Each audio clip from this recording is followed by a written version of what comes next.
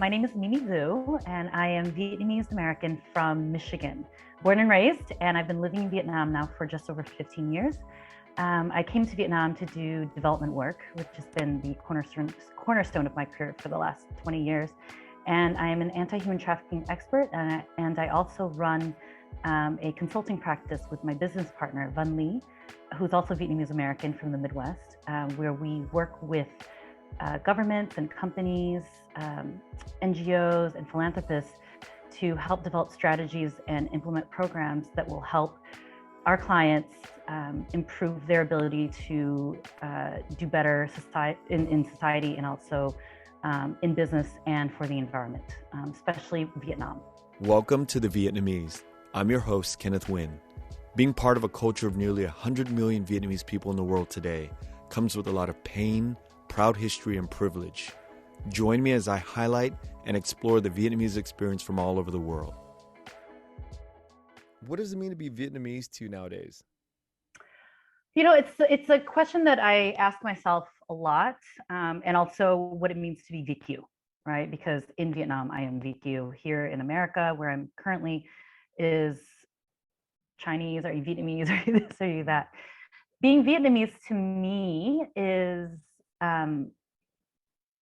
being resilient, because I think that's something, resiliency is bred in our people, in our culture, no matter where you are, if you're diaspora or you're local in Vietnam, it's just in the history, it's in our bones.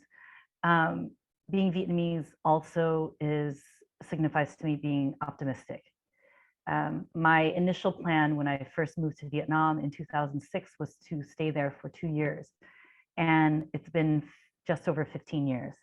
And one of the main reasons why I'm still there is because the energy and the optimism and that Vietnamese spirit, it's hard to describe it as anything else. It's there and it's pulling me and it's expanding and it's so attractive.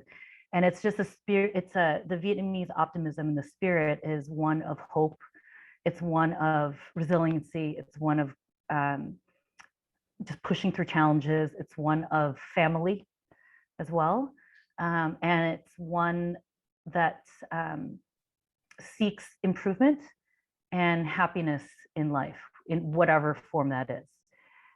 It's also food, which I love. I love that the Vietnamese, our love language is food. And that is one of the things I love the most about being Vietnamese. And it's also, I think, hope, because as we look at the state of the world now, you know, the US, for example, just exiting Afghanistan, and there's a lot of questions around that where, oh, is this the new Vietnam? Can Afghanistan be rebuilt like Vietnam? And which then makes me look at Vietnam again and say, we're actually quite special in that, you know, just 45 years ago, we had a terrible war between the US and Vietnam.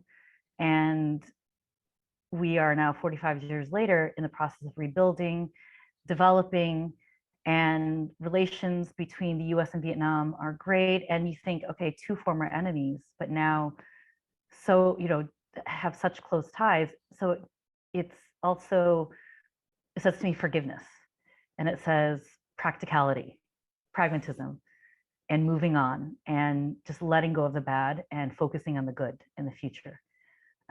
Which I'm not sure if a lot of other cultures can have that perspective or that history or that attitude that would allow them to move in the same path that Vietnam has moved in since the end of the US-Vietnam War. When I think about Afghanistan, I wonder in 45 years if they're going to put their community back or their society back together. You know, you see these snippets of what their society was, you know, before all the war, and it was a pretty cool, and exciting place too. Yeah. But then you hear, you know, reports on the ground from, you know, I have different military people that I've talked to, and they said, no, it's pretty jumbled. Like at the top, it's pretty mixed bag. Yeah. But, you know, yeah, I'm very proud of what you just said in terms of our Vietnamese people. Mhm. Yeah. So you grew up in Flint, Michigan, right?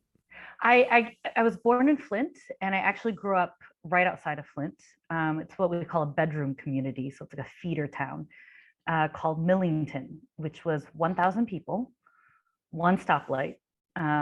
Main Street was called Main Street, and it was tiny, but it was about maybe half an hour from Flint. And so a lot of the General Motors workers would live in these feeder towns and then go to Flint or Saginaw to work. Um, Why that town? so it's a classic refugee story. So I think it was April 27th or 28th, right before the fall of Saigon. And because my father was in the South Vietnamese Air Force, he's a doctor. So he was a medical officer for the South Vietnamese Air Force. He had trained in the U.S. with the U.S. Air Force, and so he was, connections, and he flew on rescue missions with the Americans. And so his contacts told him, this is like, I'm watching what's going on in Afghanistan and seeing all the soldiers trying to get out their interpreters and all that. So I think this was a similar situation where my father's contacts in the U.S. Air Force, told him, we're leaving, and if you want to come with us, you have 4 hours to get to whatever Air Force base and then leave. I know, Bac Qua and his family had this very similar situation as well. My parents and my siblings got on a plane, and those cargo planes with the butt that drops down. And I think they were flown they didn't know where they were going. And so they were sent to, I think, Guam, the Philippines first, and then Guam, and then ended up in a refugee camp. I think it was in Arkansas. So they were there. And the intention was to go to France, actually, where my father's family was. But, you have 4 hours to make a decision, and you're like, okay, getting on this plane. I don't know where I'm going. So while they were in that refugee camp, my hometown, Millington, it's 1,000 people, but it's a very Christian town. So there were like 12 different denominations. So the churches wanted to sponsor a refugee family, and they only had one doctor in town. So things were coming together. And Michigan, on top of that, was one of the few states that wouldn't require my father to go through medical school again, because he had trained in the U.S. With the Air Force. So he just had to do residency, because in Vietnam, he was a public health official and a surgeon. And he was actually the last director of Gia Định Hospital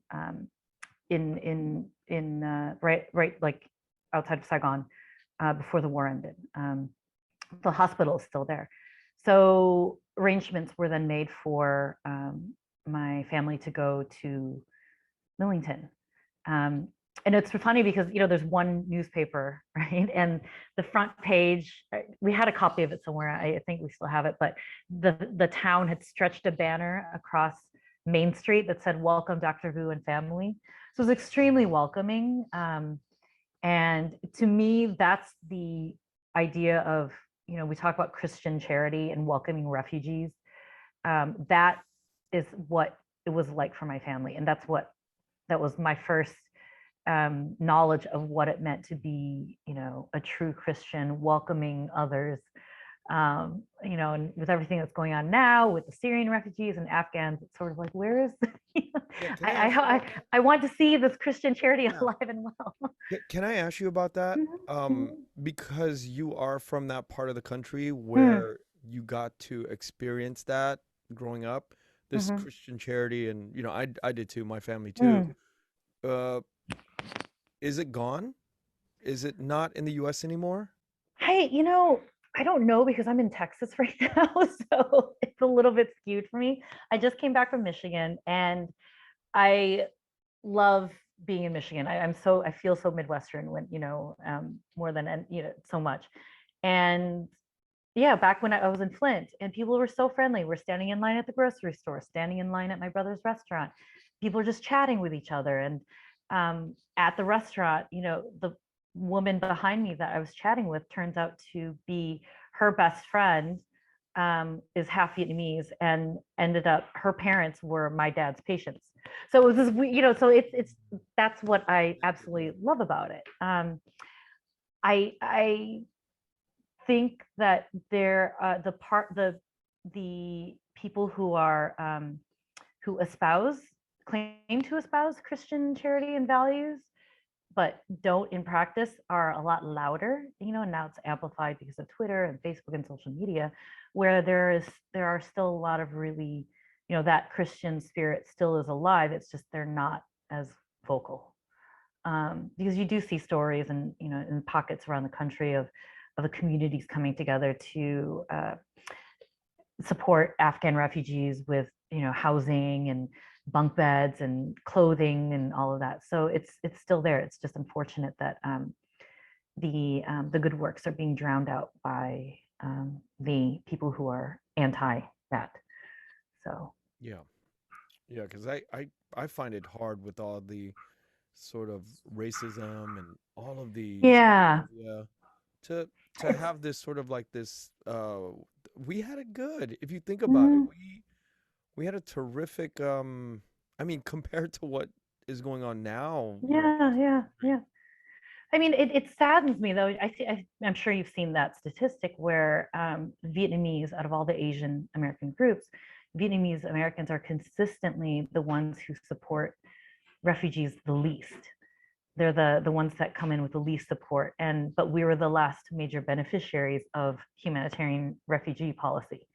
And the reasoning that I hear a lot is that, oh, because Vietnamese were political refugees and Syrians and Afghans are, I don't know what they say that they are, but there's that fear factor in there. And there's also that, I think this too, where we're like, it's still so new for a lot of Vietnamese Americans. I think they just want to keep what they have and they don't want to, they don't want to lose it because it's like precarious. But I just want to say you're not gonna, you can share. It's okay. scarcity.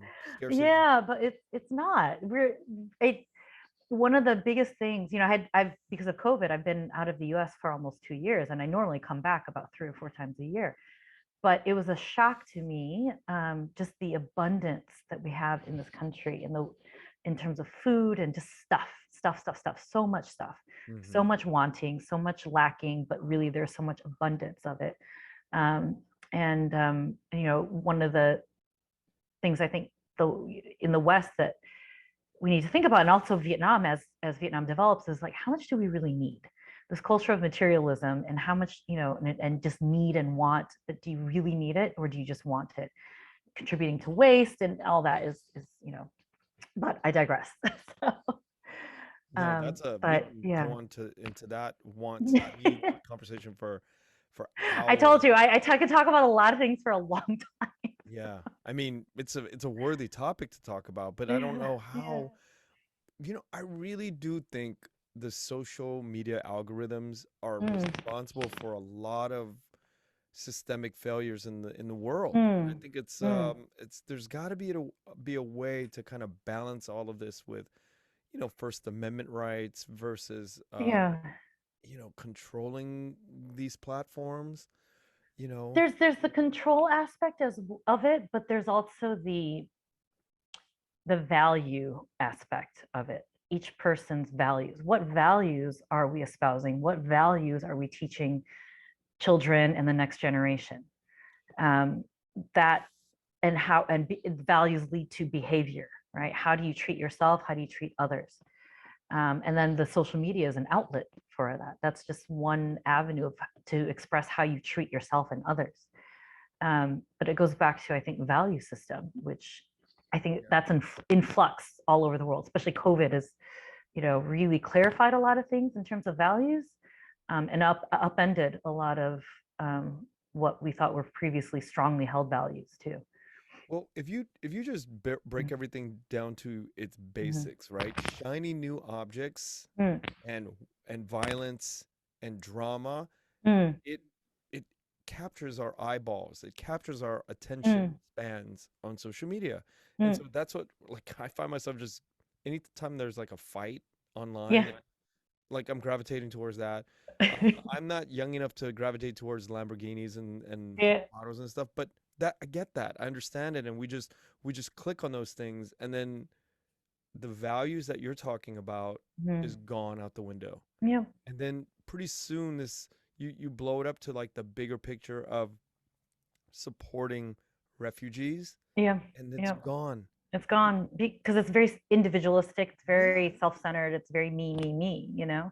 And then it's all like racism and bigotry because the Mhm. algorithm pushes it in its own Mhm. weird way. Yeah, yeah, yeah. And now we're in a different, we're in a totally different mind space because of this computer sort of function that Yeah, happens all over the platforms. And I think, yeah, yeah. yeah, there's got to be something that has to happen because it's just wrecking society, and I can see it doing it all over the world, not just the Yeah, United States. It's it's Vietnam, values China, and critical thinking skills.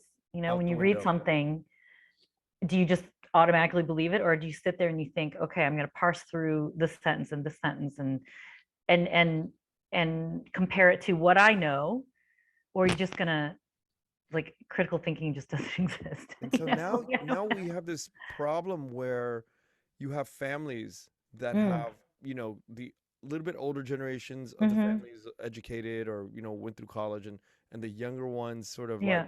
caught the bad end of, I'm just talking about Yeah. my family in general. It's like Yeah. Yeah. now we're like, who are these people? We have Yeah. no connection anymore because they're speaking in a different language. They don't, that what you said, the ability to have critical thinking, Hmm. talk things out, and really weigh things out for the truth. It's gone. But you know what's interesting is, okay, again, this is like a Vietnamese phenomenon. I don't know if this happened to this extent in any other culture, but the whole um, fake news and the Vietnamese during the elections, right? The Vietnamese channels, Facebook, especially YouTube. I mean, I can tell you from my own family's experience, like with my mom being bombarded every day from her very, very, very, hardcore Trump loving friends in Houston and San Jose and Orange County every day on Facebook, on email, just the the memes and the whatever chain letters and everything being sent. And my mom is she was like, oh, but what about this and that? I'm like, mom, it's not real. Like, you know better than this. Mm. I'm like, you're a pharmacist. You know that that's not how vaccines work, or that this is, and so on. Even at But the it's levels that your mother's at, it's they're being but victims of this. yeah, and I don't know what so it's not just a young person thing, but it's a older person thing too. If your friend sent it to you on Facebook, then it must be real. Oh. So yeah, there's the critical thinking. I don't know what I don't have any answers for that. And So then now, I mean, now with all of that sort of as the facade of like, things that we gravitate quickly towards, this mhm. social algorithm, which is all of the crazy things that are really happening in the background of Mm. life, like trafficking. Yeah, yeah, yeah, But yeah. nobody's thinking, nobody's probably paying attention to that because it's No. so much easier. We're all distracted with all of this superficial, glossy, whatever world, but then like the real elements of like the dark worlds of the dark, Hmm. it's like happening. It's all this stuff. Let's Absolutely. get into that. Let's Yeah. so w- I mean, I want to continue this journey of talking about, your growth in Flint. So, Mm. um, when I understand that you got into dental school, right? Yes. I Let's worked talk. very hard to get into dental school twice. Wait, what do you mean twice? So I was supposed to go right after. So I did my undergrad at University of Michigan, and I was supposed to start right away at University of Michigan Dental School. But I'm hardcore student, right? I majored in English and French and also pre-dental, but I graduated on time because I went to school year round. I did two research jobs, one doing vaccine research, another one doing bone research. I mean, I did everything to be able to get into, top schools. And I just, I think I just needed a break. So I was um, finishing up, I was still in school or still at Ann Arbor on campus for the summer, finishing up one of my research jobs. And I ended up falling while I was climbing on the bus to get to work and fractured my ankle in three places.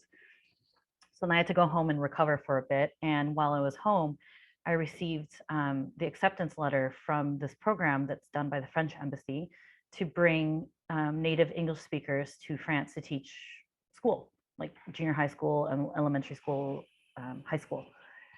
And I've always been going to Paris for years and years, regularly to see my grandparents, my cousins, and my aunt and uncle, our aunts and uncles, and like, we speak French at home. So I was like, you know what? I think this is a sign. This is a sign. I'm a big believer in signs. And I was like, I need to take a break. So I tried to defer, but Michigan won't let you. So they're like, you can withdraw and reapply. And I was like, oh God. But the dean of admissions was like, I can't say for sure, but I can just say that your chances of getting it again are higher, much higher than average. So I said, that's all I need to know. So I withdrew and then immediately reapplied for the following year, and then moved to Paris,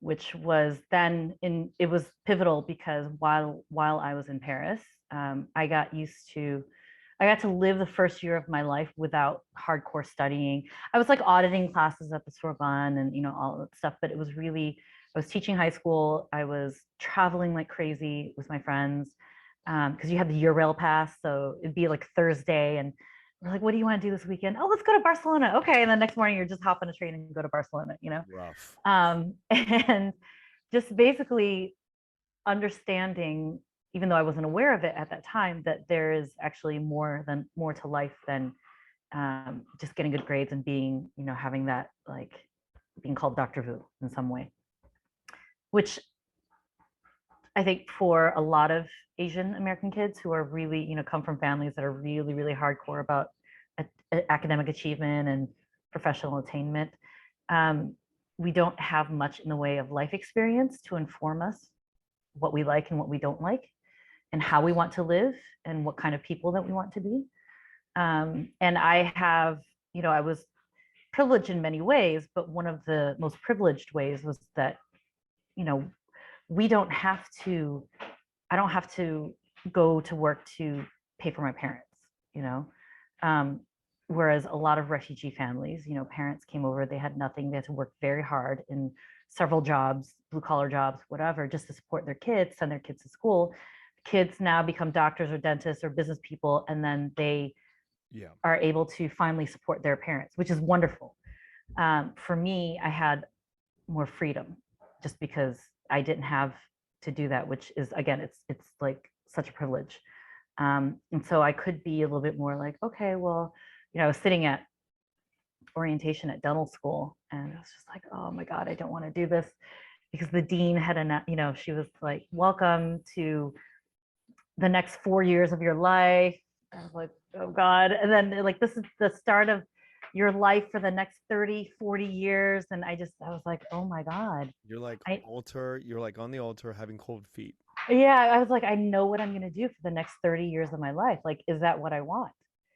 And resounding answer inside of me, based on the mini panic attack I was having, was no,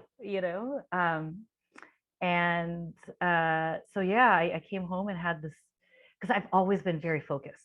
I've always been very single-minded. This is what I'm going to do. I'm going to do it. I'm going to do it to the degree that it's like 1,000%.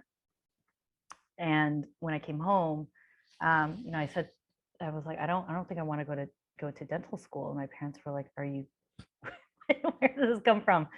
And my dad was like, do you know what you want to do? And I'm like, no. No. and it was, I had to decide that night, because the next day we had to deposit like $50,000 for tuition, which is a lot of money. So it wasn't something like, oh, I'll just do it and then see if I like it and then do something else. I'm like, I will have $200,000 in school loans to pay back. So I need to decide now. And it was just very much like, I don't want to do this, because this was not the life I wanted to have. So it wasn't even about the career itself, because actually I love going to the dentist and I think I would have made an excellent dentist.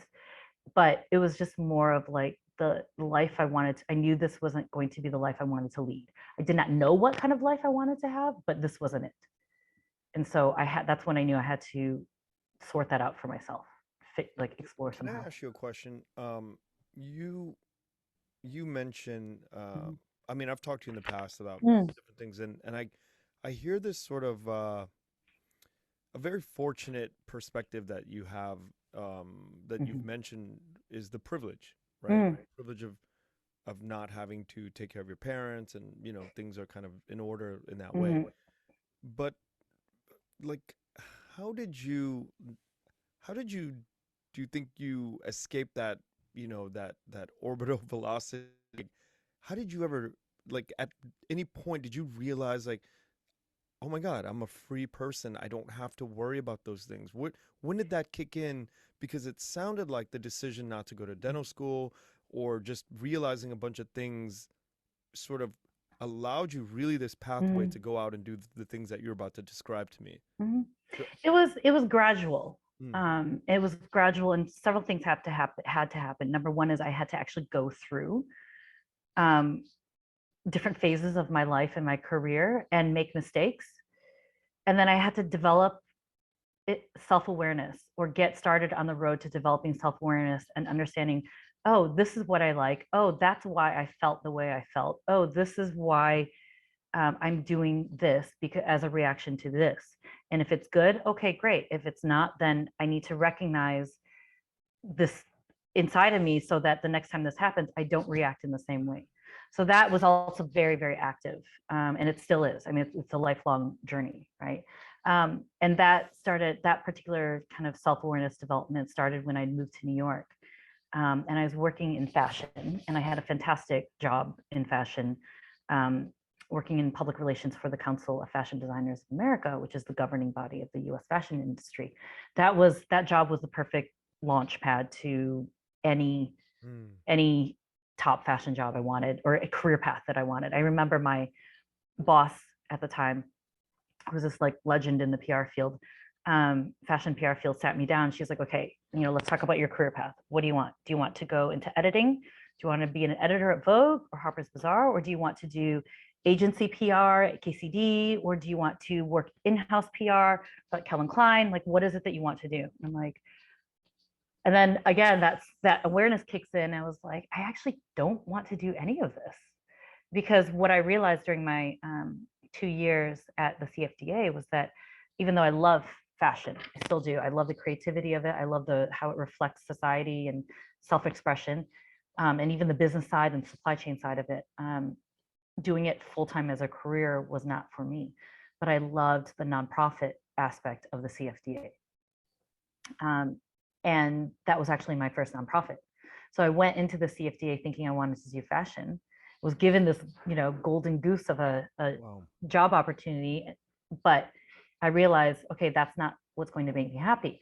While I was going through all of this, I started reading, I first read The Art of Happiness by Dalai Lama, and then I started reading Thich Nhat Hanh's books. And it's very simple concepts, very, very simple concepts. To be happy, like, you have to be happy. Happiness starts from within, right? Like, Mhm. because if you're unhappy inside, what you project to the outside is negativity and unhappiness and all that.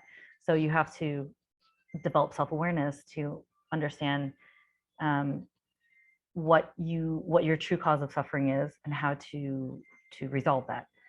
Um, and in high school, I had gone to a Catholic school that was very heavily into social activism and social justice. And so that was my first kind of understanding of it. And so when I was back I was in the nonprofit field, I sort of was able to recall those feelings of being able to volunteer and using my privilege to be able to help those who were suffering more than me. And at that time I was also in New York. I was also volunteering, and just I was able to understand, okay, I'm actually okay. Like, my life is Right. good. you know I don't have XYZ. I'm lacking this, but is it really devastating in any way? No, it's not, because of the interaction that I had on a regular basis. Also just living in New York, you see, um, disadvantaged people and at-risk people all the time in situations. So, but what really was key was developing that awareness. And so that's where my journey started. And it's something that, I look back on as well. It's like, okay, how was I raised? What, because I'm always questioning myself, like, why do I do what I do? Why do I think like I do? is it nature? Is it nurture? Is it inherent? Is it genetic? Is it in the DNA of the Lay family or the Wu family? Or is it something I developed on my own? Like these things I'm also curious about. So I'm always reflecting on it. Not successfully all the time, of course, but it's, something that, just that thought process of but always trying to be aware of your energy, your actions, your thoughts, your intentions, and then translating that into action. Very simply, I just want to go to sleep having done more positive than negative. So at what point do you decide to pick up and move to Vietnam?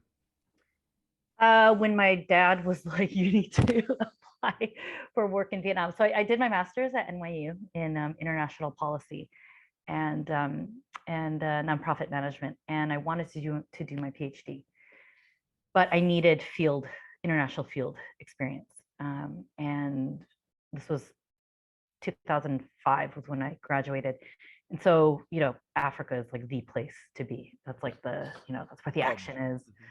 And so that's where I was focused on, especially French-speaking Africa, Northern Africa. It's like Senegal, Tunisia, Cameroon, Morocco. But even when I was in graduate school, my father was like, you need to, once he found out what I was studying, he was like, you need to take this to Vietnam. You need to go to Vietnam and help rebuild the country to its glory, glory, whatever. And I had never been. We'd never been because we really didn't have any family left. There was no reason to go back for a while. And it was just, it got difficult because we're a relatively big family and then my dad was getting older and it was hard to fly back. And he just kept on me about it. He's like, did you apply? And he would like send me weird job postings that were like in Cambodia or whatever. I don't know where he got them from. I'm like, it's not Vietnam. But he's like, it's close enough. And so just to please him, I sent out my CV to Chị Hằng. Okay. She was the only Vietnamese connected person I sent my CV out to. And who's Chị Hằng? Chị Hằng is my cousin who you know very well. So Chị Hằng at the time, she's Bác Khoa's daughter. So at the time, Chị Hằng was on the board of an American NGO in Vietnam called East Meets West Foundation, which was founded by Cô Lê Ly Hayslip. So it was based in Da Nang. And Lily Hayslip is the one who wrote When Heaven and Earth Meet, and then Oliver Stone turned it into a movie. And so she founded this foundation out of Da Nang. So Chị Hằng was on the board. And so, but she had ties to like World Bank and all that. So I was assuming, okay, if I go to Vietnam, because at the time I thought I wanted to work for a big INGO. And she's like, well, send it around. I did not think I was going to get a job there because the jobs in Africa were so plentiful. So I just told my dad, well, I sent it out, so I'm going to go, whoever offers me a job first. Less than 2 weeks later, the executive director at the time of East Meets West sends me a 2-line email that says, Dear Mimi, are you available to move to Vietnam immediately? If yes, please reply to this email. What was the rush to get you to Vietnam immediately? Because the position that they needed to fill was abruptly vacated by the person before me. And it was a position basically made for a VQ person. It was, you had to be able to be a native English speaker and writer and also speak Vietnamese. So what I had to do was go around with the program teams and learn everything that they're doing and then write the reports back to the donors and to the aid agencies, and also be there as a facilitator with donors who were coming. And then we had a lot of donor visits at the time. And so it was really, at the time, especially in Da Nang, central Vietnam, there wasn't a lot of, say, local Vietnamese who could write and speak English well enough to be able to communicate with donors and also the program team. Now there's, everyone speaks English here, but back then, 15 years ago, we were in short supply. So they were like, we've been without someone for 2 months, and it would be great if you could have moved here yesterday. So that was it. I was like, oh, okay. We had an instant messaging interview that lasted about 10 minutes because the internet in Da Nang cut out. I was like, I guess I'm moving to Vietnam now.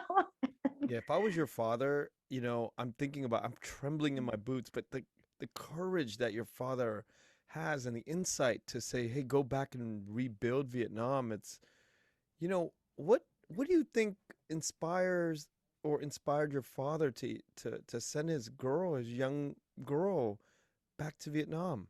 Well, there are two things. Number one is that my parents, being the Bắc Nam Tu Northerners that they are from Taiping and Hanoi, are very proud people. They're very proud of being Vietnamese, especially.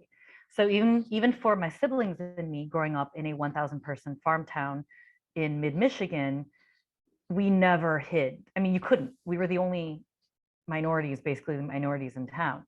Um, and my dad was a town doctor. And so everything about us being Vietnamese was front and center. My mom used to teach Vietnamese cooking classes at the junior high school to like housewives in town. My dad was because he was one of two doctors. He was the team doctor for the football team. So we were at the football games every weekend. His office sponsored the annual summer festival parade, and my sister and I used to ride in it on top of the floats, wearing American flag eyes, right? So we had to wear eyes, but it was just like it's like so and I think my dad's accent just got stronger and stronger. His You're Vietnamese like accent. one of the few people that have this kind of story. Yeah, Yeah, everybody else, we weren't allowed to speak English in the house. yeah, We it's only ate Vietnamese incredible. food in the house. We had to drive 3 hours every month to Canada to go to the Chinatown so that my mom could buy all of the we'd eat dim sum and then we'd go to Chinatown to buy all the groceries so that we can make Vietnamese food at home. So they're very he's always been super super super proud, never hide that we're Vietnamese, and also because they're very aware that we were representatives of Vietnamese people to the wider American community. And so you always had to put your best foot forward. You never wanted to like làm mất mặt, not just for the family, but also for all Vietnamese people. So that was a lot of it. The second thing is that my parents, aside from like the personal safety issue, where girls need to be more protected from like a personal safety standpoint, other than that, there was not really any difference. The gender inequity that's found in Typical Vietnam, typical Confucian-based gone. cultures. Yeah, he doesn't have that. No, especially when it came to achievement. It doesn't matter if you are son or daughter, you are, hot vu, hot lei. Your duty is to Kick some butt. kick some butt in school, bring home the A++, and make not just the family proud, but also bring honor to all Vietnamese people, right? So there's a lot in your shoulders as a kid. So from a gender perspective, it wasn't an issue for my parents, especially my dad, at all. There's a bit of a tangent, but it gives you an idea of what type of person my father is. He now has late stage Alzheimer's and Parkinson's and dementia, but before his memory started and his health started failing, I highly recommend this for anyone who has elderly Vietnamese parents, to sit them down and just interview them. So I just sat him down and I asked him questions. I'm like, just tell me your life and pre-life, because I don't know my grandparents' names. Like who of us do, right?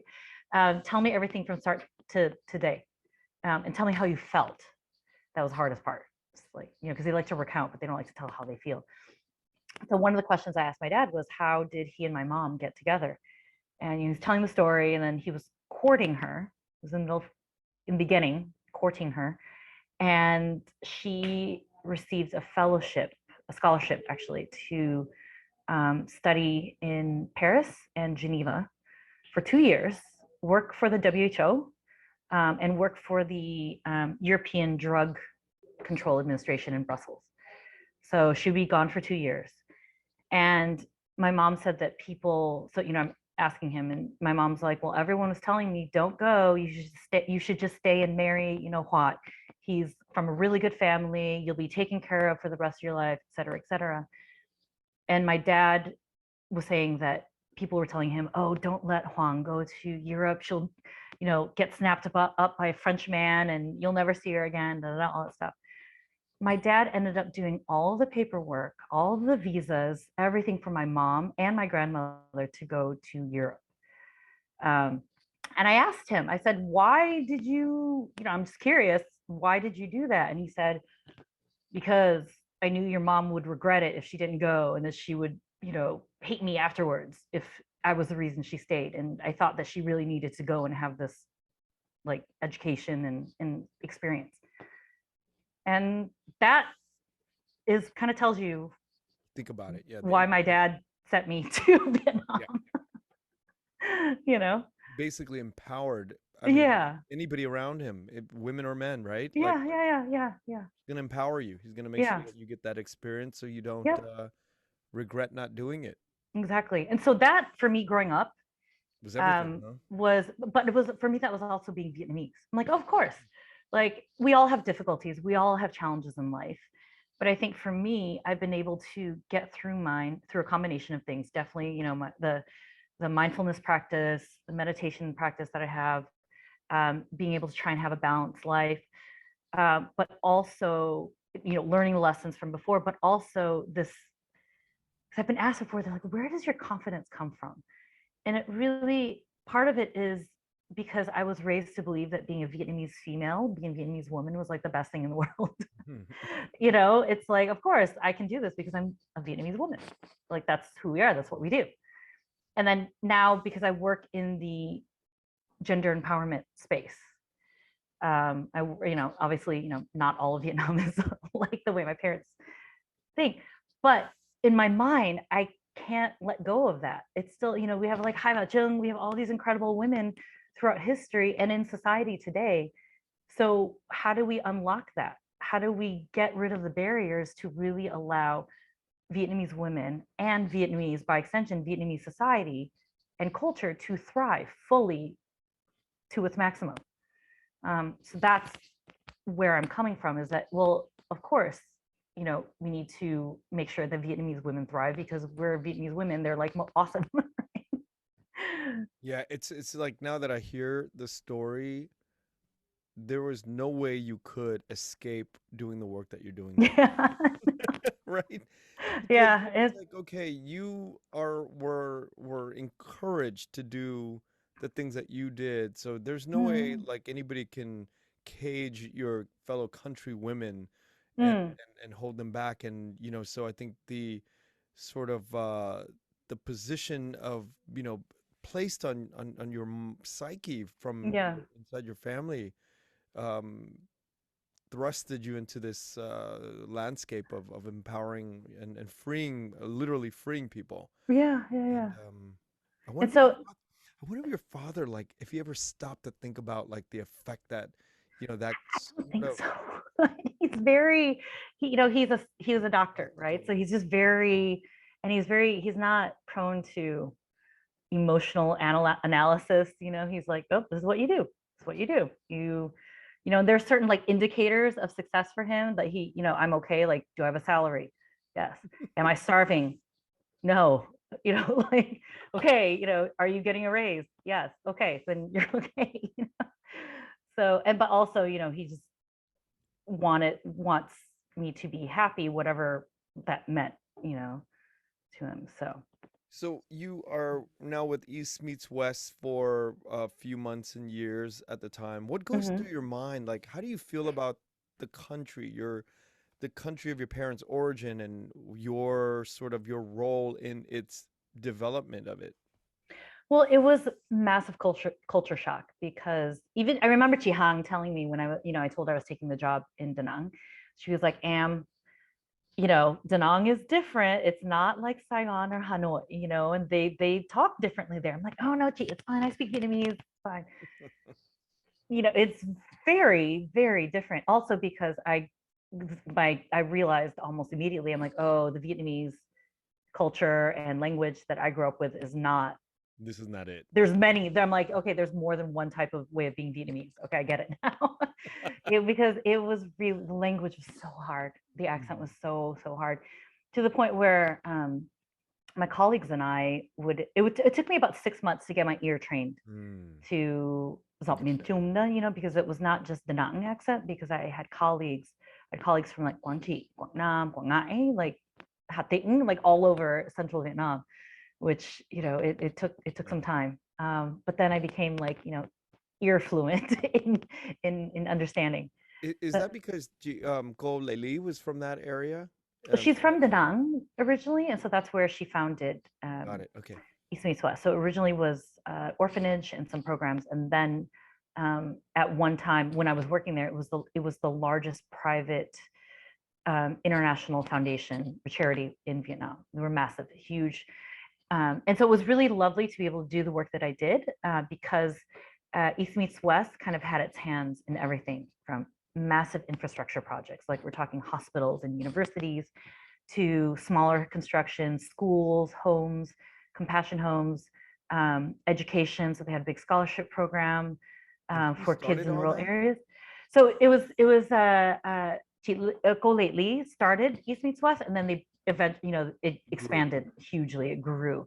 So I think she had already exited East Meets West by the time I started. And so they had like, executive director, they had program managers. TZF used to work. I think she worked for them for about a year, and she developed the scholarship program. So there are a lot of, they were able to bring in a lot of experts to do massive projects. And it was supported largely by Chuck Feeney, who is one of the founders of DFS, so duty free shops. And he's well known because he's the billionaire who gave it all away. And he just this year or last year, or no, it was this year, closed down his foundation. So he gave away billions of dollars and now is living out the rest of his life in an apartment in San Francisco. So he is largely responsible for building so much and contributing so much to Vietnam's development, especially in central and northern Vietnam. Okay, we gotta make a quick segue. Who Mhm. is that man? His name is Chuck Feeney. So he's Irish American, and he was used to be in the war, or sorry, in the military. And then when he came back, he founded what became DFS, so duty free shops. So all of the duty free that you see in the airports. Yeah. So he sold that. He and his co-founder sold it, and then he created a philanthropy group called Atlantic Philanthropies, which basically was his vehicle to give away all of his money. Now, he did it in secret. So he was appearing on Forbes world's richest billionaires list, but really he wasn't, because he had already given all of his money to AP. And they were just dispersing it, funding projects all around the world, but especially focusing on Vietnam. So you cannot go like 2 kilometers in Da Nang or central Vietnam without tripping over a project, whether it's like a school or a university or a hospital wing that was funded by AP. I don't think we know enough about Chuck Feeney and the. He's incredible. He's an incredible man. And he would come to Vietnam and visit, and wearing like a Hawaiian shirt and like just very unassuming. I'll send you some articles about him. He's now Really, living really, his life. Like, how old is he? And he's just 90, 80, something, like he's up there. and He's just in an yeah. apartment. Is he like taken care of? He's good to Yeah, go. yeah. It's him How's and his that? wife, they're fine. He left money for himself to live off of, Yeah. but the bulk of it was, and Vietnam was one of the main beneficiaries of his philanthropy. The crazy part of the work, like Mm, that I'm like I sit with people like you and learning mm, this stuff, and mm. I sat with Go Lei for like 4 hours, and I didn't know that we didn't even get to this stuff because we were talking about her Yeah, personal life. Like I talked yeah, to yeah, you yeah, about your personal yeah, life, yeah. and I think that, I want to know why people are motivated, why they're Mm, encouraged and inspired to do the things that they do, mhm, but not really like we didn't go near. Well, she mentioned East Meets West, but mhm. she made it seem like, oh, she just started like a 3-person charity foundation, and you know what I mean? Like I Yeah, did not yeah. know, and I feel so embarrassed to No, admit that. But I'm so happy to hear that yeah. this is something that, like years later, that you Mhm, were part of that team, and I had Judith on, and she mhm. talked about her work, and so now let's talk about like where you go from East Meets West and how you transition to stay in Vietnam. So my initial plan was to stay for 2 years and then go back to New York or go back to the US and do my PhD because I wanted to do it in international development. But the work was just too interesting. And living life in Vietnam was just too interesting. And you get used to, very quickly, you get used to the food, first of all. And you get used to living a certain way, meaning it's, I look at Vietnam as around the size of California, right? So if you're like, oh, I'm going from California to Nevada, it's like me going to Bangkok. So you're able to just be like, okay, everyone, let's, before when I was living in Paris, it's like, let's go to Barcelona. Now it's like, let's go to Bangkok for the weekend tomorrow. I like that. I like having the ability to leave what society I'm in and go somewhere else, and not have to take like a transatlantic or trans-Pacific trip to do so. I really enjoy that. I really enjoy putting myself in different cultures and unfamiliar places. And you can do that easily, not just around Asia, but within Vietnam. There's still so much of Vietnam to explore that's very different from, anything I've seen within the country. And I like that. You also get used to, yeah, and it was just, I realized that when I was in New York and I made the decision to go abroad, one of the reasons also was because I had been in New York for 5 years, loved it, had a great job, great social life, but I wasn't. I was almost like going through the motions. Mm-hmm. And again, I'm going on this journey of mindfulness and self-awareness. I'm like, I'm not actually thinking about how I'm living throughout my day. It's a real effort to do so because everything is so familiar and it's very routine. Whereas I'm someone who needs to be in unfamiliarity or someplace where I'm not exactly comfortable in order for me to be triggered into being aware of my surroundings and my feelings and my actions. And so Vietnam has been a really great place for me for that, not just as a foreigner, but also as a Viet Kieu, and a Viet Kieu female. So, and that hasn't changed in the last 15 years. And if anything, it's really been wonderful to help me on my journey for, personal and professional development. Right. So you're now I want to go back to your time at East, but why did you decide to leave it? So I had moved down to Saigon. So I was in Da Nang for a year and I moved down to Saigon because they had just opened the Saigon office there. And one of the old staff members of East Meets West left to start a new foundation, a new American NGO called VinaCapital Foundation, which is the charitable arm of VinaCapital Investment Fund. And they were focusing primarily on heart surgeries, supporting children with congenital defects. And my master's background is actually, I was focusing on public health in developing countries. And so that to me was really, really interesting. And they needed a director of development, which is fundraising and partnerships, which I'd been doing at East Meets West. And what I was tasked with at VinaCapital was really interesting in that they wanted me to expand the partnerships and donor base within the local Vietnamese community, essentially helping to build up philanthropy among local Vietnamese in Vietnam. Because at the time, the bulk of their donors, of VinaCapital's donors, were foreigner.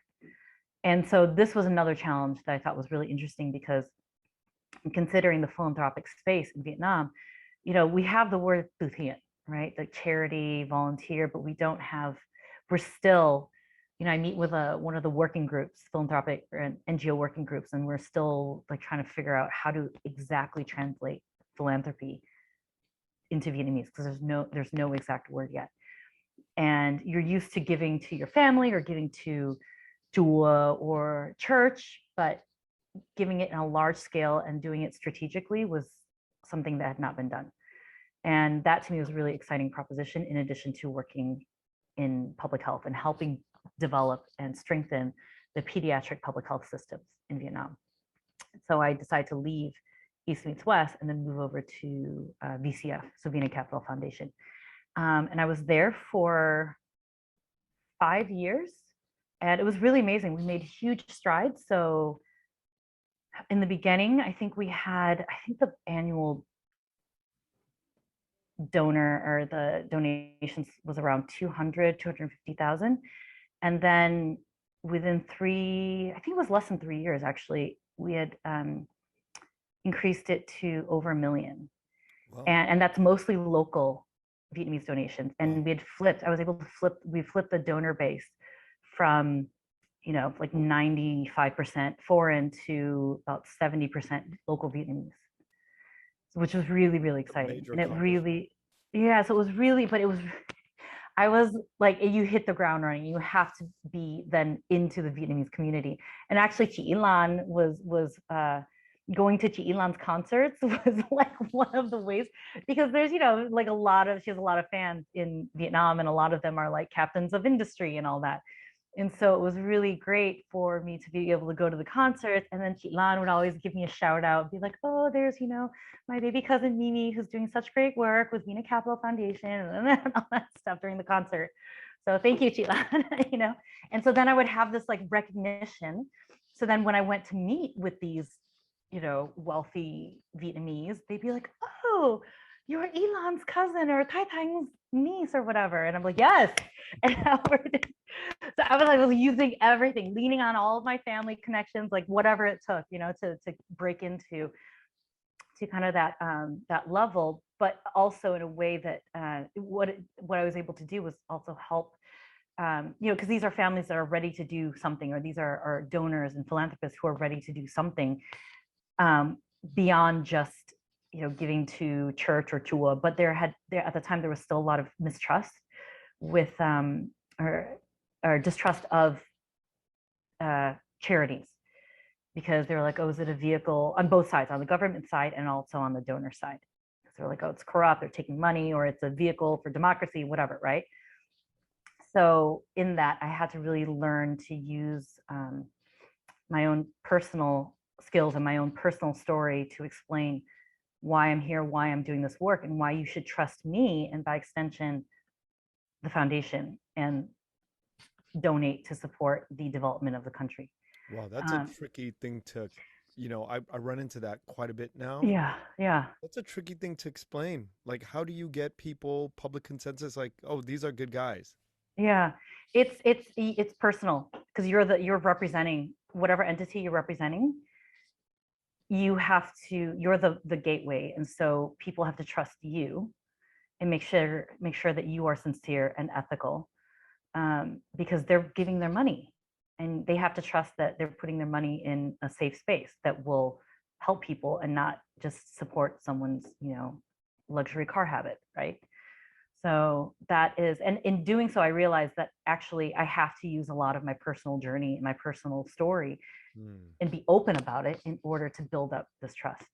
So it was really at VinaCapital Foundation that I really learned to do that, but always, and also become a lot more confident when it came to fundraising.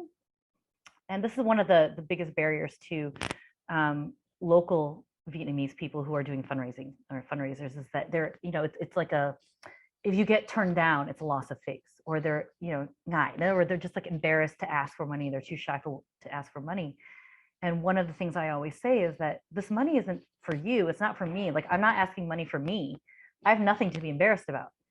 You have to have your reasons for doing what you're doing front and center. You're doing this to help people who are suffering more than you. If people say yes or no, if they say yes, great. If they say no, at least you tried, and you move on to the next person, and you have nothing to be ashamed of, or be sad about, because you're trying your best. And so I think that's what Van and I especially are trying. My business partner, we're trying to relay and instill in like this next generation of nonprofit that's workers. A very interesting point. I've never thought about that, but now thinking about it, it takes somebody from a different socioeconomic universe entirely to understand that dynamic, actually put it into words, to be trained down, right? Like, you train it and you instill into your next generation of people. Because that's something that it comes from a place of privilege, to not really need the money for Yeah, yourself yeah, to yeah, live. You're like, wait, I'm good. I'm just trying to do some help over here, yeah. and it becomes a very pure sort of like ask. Yeah, but it's also, I mean, privilege is also relative, right? Because Yes, whoever we're helping, or whatever project it is we're helping, it's always because they're worse off than us. correct. So it's not like, I'm sitting here super wealthy or whatever. It's just that whatever I'm trying to do, it's always to improve those who are suffering more than me.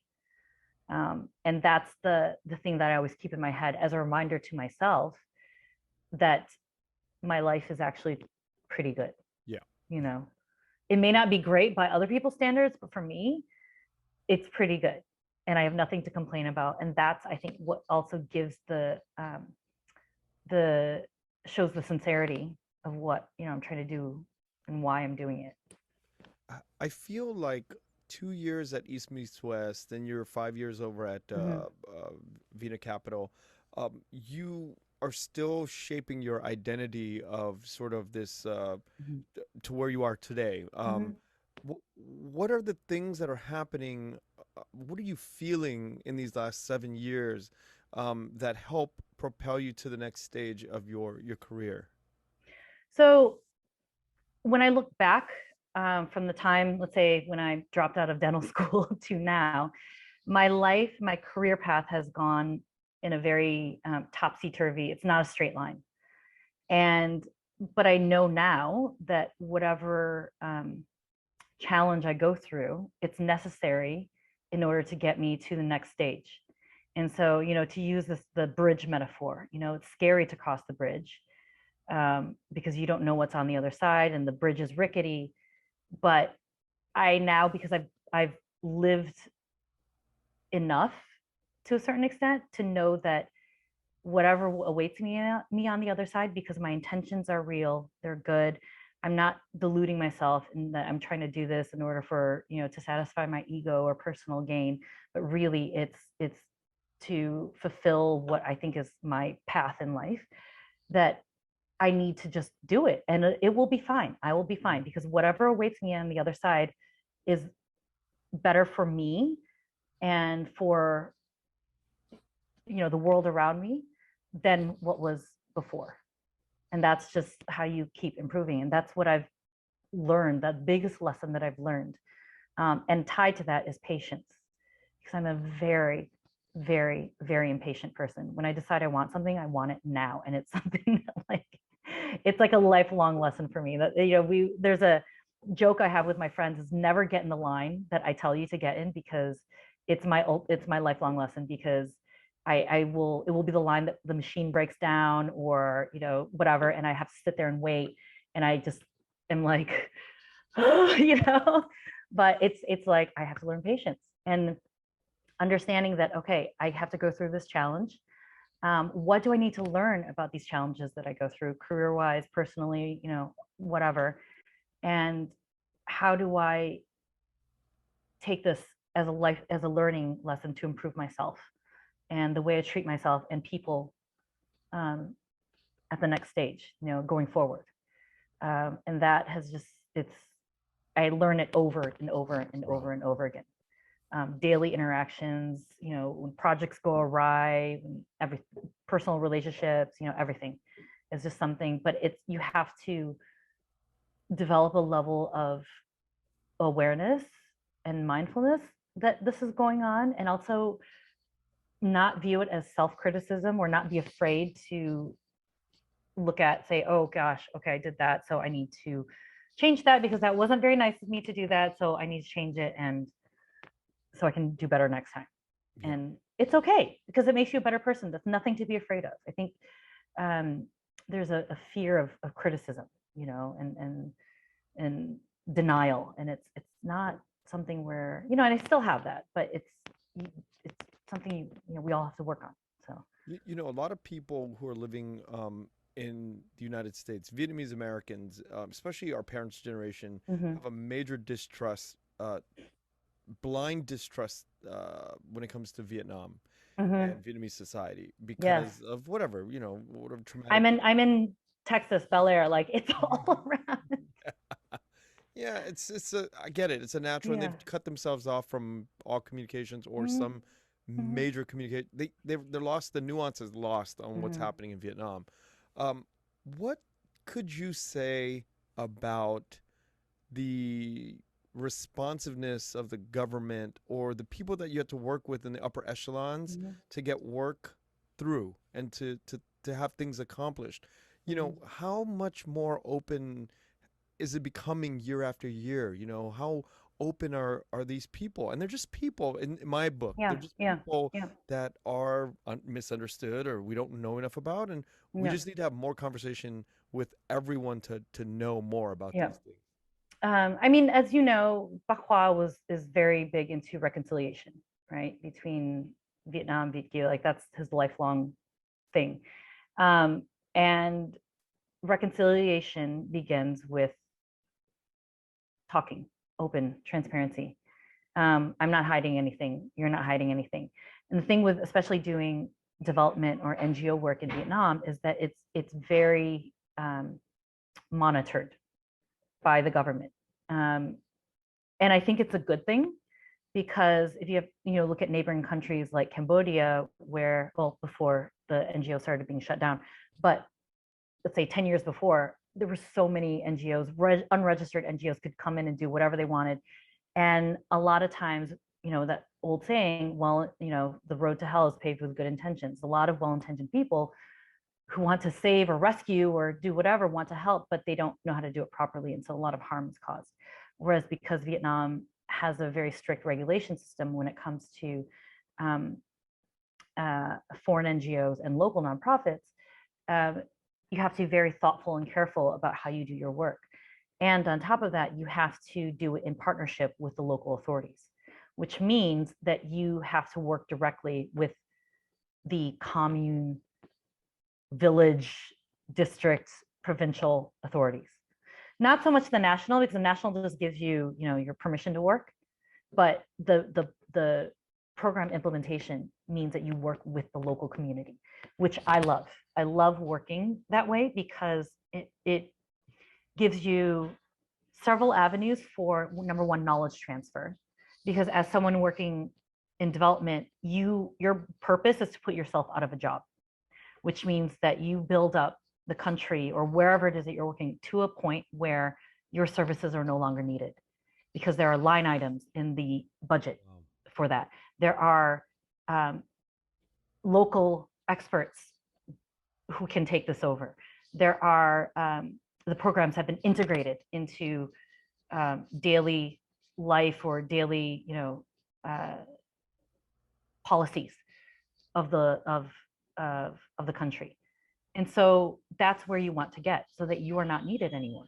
Of course, there will still always be local, support for poor people and job training and all that stuff. But the point is, if Vietnam wants to develop to the level that of a developed country, it should be Vietnamese people being able to do that for each other. I mean, the U.S., for all the issues that we have, we don't have Japanese charities coming in to give out scholarships in Chicago. It's all internal, right? And so that's where Vietnam needs to get to if it wants to be really truly a developed country, where you take care of yourself. You have the ability financially and also capacity wise to take care of your own people, and then take care of countries that are less or that are more disadvantaged. That's when we get into like foreign aid and overseas development aid. So it is tough. It is extremely challenging to work to try and implement programs and build relationships and work with local authorities, especially in rural areas, because you have to do a lot of drinking and there's a lot of just like relationship building that you constantly have to keep up. It's not easy building that trust, especially from VQ coming in saying this needs to be improved. You have to do this. You have to do this. This is what we're offering. But it goes back to, again, the personal story, the sincerity, and also the expertise that people like Van and me bring to the table. We know what we're doing. We have spent a decade and a half in this country, trying to make sure that Vietnam and the people develop as well as possible. Still have not been kicked out yet, but it's because we've been able to develop relationships and trust between ourselves and the local authorities. I trained police. Before COVID, I was doing police training, and also when I was with Pacific Links, I was doing police training, which, as a VQ female with, the family that I have, I never thought I would be doing. But, really interesting experience. And these are the things that are so nuanced that I wish the communities in OC, Bel Air, San Jose, like these flag bearing, communities that are so staunchly in one direction, leaning in one direction, can sort of start to hear like the smaller details that are happening, like a Vitkyo training the Vietnamese police. And I don't know what you're training, but I would love to know, and I would love to hear that, because those fine points changes minds, right? It changes the minds on the ground here in the U.S. and makes us more open to reconciliation, or just being more open-minded to traveling back to Vietnam to see what's improving. I think especially with the, give credit where credit is due, the Vietnamese government, and this is the Vietnamese people, and this is one of the things that I love about being Vietnamese, is the pragmatism. You're not going to stay poor for ideology's sake. Like there's, ideology doesn't put food on the table. The cornerstone of Vietnamese culture in Vietnam and overseas is the family. We're Confucian. We know that. And your duty is to take care of your family somehow. Make sure your kids go to school, make sure that your kids have all the chances. And when kids grow up, they take care of the parents, right? You can't do that without money. You can't earn money unless you have a good education and a good job. So all of this, the ideology, the grudges that have been long held by, diaspora communities in the West they don't exist in Vietnam. Number one, because 65% of the country is under the age of 35. So, more than half the country doesn't know of the war. They don't remember the war. And number two, Vietnamese people don't like being poor. We always want to improve ourselves. We see what's going around us. We want to, and they'll do whatever it takes. The name of the game is keeping up with the Jones. Right. As Vietnamese people, like, they love shiny things and new cars and like whatever. They love money and having fun and eating out and enjoying themselves. Yeah. And it costs money to do that. So the people on the ground are doing everything in their power to kind of catch up with all of that. Yeah, and make sure that their families are raised well and that their kids get opportunities. And, the government knows that there's no point. They tried in the 80s with collective farming and following the Marxist, philosophy and economic thought. And that didn't work out well. That brought famine. And so they're like, hey, let's do something new, throw out the playbook. And that's what we have now. I don't know what to call this economic philosophy. And frankly, I don't know if there should be a name put to it, because, you want to stay flexible, right? But at the core of it is that you want to do whatever it takes to make sure that your country develops. Is there corruption? Of course, there's corruption everywhere. It's like, we take 3 steps forward, 2 steps back. Yes. But what is nice is that there's the stability and there's the will from the government and from the people and from the business sector to make sure that Vietnam continues up like that. And we don't have the luxury for grudges. We don't have the luxury to be like, I'm not going to do this or this because I'm get to this person. I'm like, yeah, but that's going to cost you money. Do you want to feed the end? Do you want to waste money? No. And the answer is no. Okay. So let it go. Okay. So there's a pragmatism there that I think allows the grudges to, at least in Vietnam, the bad blood or whatever, to go away. I always hear from Americans who come back at VinQ as well. Oh, I was expecting, them to hate, Americans, but they love Americans. I'm like, well, again, you're like 20 years behind, bro. Yeah, I know. It's like, yeah, it's such a different landscape. It's totally different landscape, and I wish that I understand that for the Vietnamese in San Jose and Houston and Orange County, who they still carry a lot of pain and hurt from the war years, a lot of there was a lot of death on both That we sides. can never discount. We can never, ever, never ever discount discount that. But to hold on to that hatred is doing a lot more long-term harm, I think. Yeah. You don't have to go back to Vietnam. You don't have to go back or you don't have to celebrate this or that or whatever. But to hold on to that level of hatred is, I think, something that is ultimately damaging, not just for that generation, but successive generations. Yeah. It's that, you're transmitting the negativity and the negative energy when the other side has already moved on. Yeah, I mean, it's They moved on. they're Not not even a even, thing. they've grown out of it. It's No, just like they're not even, it's not even a part of their DNA anymore. no, Weirdest no, thing. Yeah, it's the weirdest thing no. when you're back in that country and there's no conscious sort of effort to mobilize or do anything. It's just where's the money at? That's It's just because, Vietnamese people don't like to be poor. yeah. We don't like being poor. So it's just, if anything, if you're like, oh, but why this, why that? I'm like, we don't like to be poor.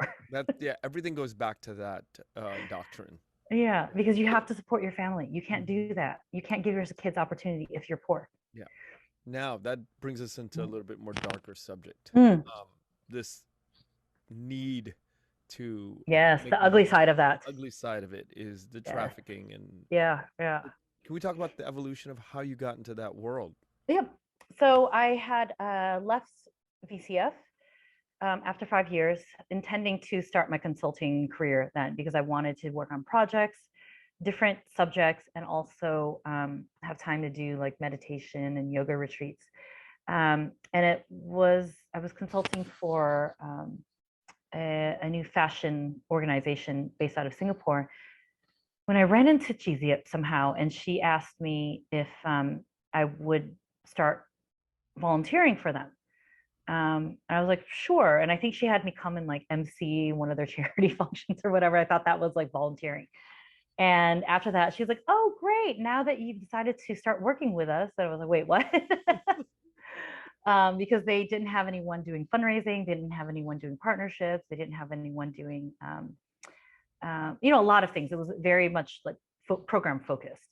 And also a lot of outside certain circles or inside certain circles, Pacific Links was very well known, but for the general population in Vietnam and kind of in the trafficking space, Pacific Links was not well known at all. And so I agreed to just start, helping them out with some fundraising, and it was similar to what I was doing with VinaCapital in the beginning, like hitting the ground running, introducing in person, going to all these events, introducing what VinaCapital Foundation was. So I was doing the same thing with Pacific Links, what we were, what the issue was. So basically getting the pitch ready and why people should support this organization and how their support helps develop Vietnam. So bringing the trafficking out of the kind of human rights area and moving into the development space. That trafficking is an issue that will cause harm to Vietnam's development because it's actually taking away our most valuable asset, which is our young people. So reframing that conversation to donors. And so I was doing that. And at the time, I was also the fashion organization that I was creating for my client, which was the Asian Couture Federation. I was actually tasked to be brought on as the first executive director of it. So I thought, okay, it's, I can go back into fashion now. It's a nonprofit and it's really exciting. I get to spread Asian fashion and culture across the world. And it always gets back to the health issues. So I was in Bali with my friends, and it was the week before I was supposed to go to Singapore for the gala dinner and the launch of the ACF and the introduction of me as the executive director. And I came down with a really bad case of appendicitis. So during my layover in Kuala Lumpur, had to go to the hospital and have emergency surgery, which kept me in the hospital for a week meaning I missed the gala dinner and the big thing, right? It's like me fracturing my ankle to keep me from and but it was also during that time where you're just like, okay, reflecting actually what, I was seeing pictures of my, colleagues and my friends from the gala event. And I was like, oh, it's so great. But that was like, I don't really miss being there. I'm like, I'm not sad that I'm not there. Why is that? And it was actually because I'm like, probably not the path I should go on. And at this point, I was getting better at discerning. And I was like, but I really am excited about the trafficking work with Pacific Links because, basically GZF was like, carte blanche, like I need you to do everything. And I was like, oh, this is awesome. I can really make, a lot of this. I can do a lot of stuff to help because there's so many different avenues we can go into. Like the whole trafficking between Vietnam and Europe and the UK was completely like nobody understood that. Very little was being done about it or talked about it. Like there's a lot of things there. Women's empowerment, anti-poverty measures, all of that was coming into play with the working on the issue of human trafficking. So then that was when I basically, was talking to GZF from the hospital bed. And I was like, I think I can work for you now full time. I'm like all, drugs, everything. And so then I was with Pacific Links for 6 years. Wow. So during that time, I mean, really, so my official title was Director of Partnerships and Advocacy. And that's, but it's everything that I was doing was much bigger than that. So the advocacy aspect, one was actually working with media, international media, to bring the subject of Vietnamese trafficking to the international and national awareness. Number two, bringing the awareness of Pacific Links as a major organization fighting trafficking from Vietnam to wherever, also to the national and international awareness. Setting up, making sure that governments in Europe and the UK and the US knew who we were and what we were doing, what the issue was, so they could support us better. Developing relationships and partnerships with NGOs across the world, and so that we could do projects together. And also doing all of the fundraising, all the communications, and fundraising isn't just walking in and asking for money. It's like we're going to, the highest levels of major private sector companies. And basically this little NGO being like, this is who we are, this is what we're doing, and this is why you need to support us. So it takes a lot of time and relationship building to get to that point.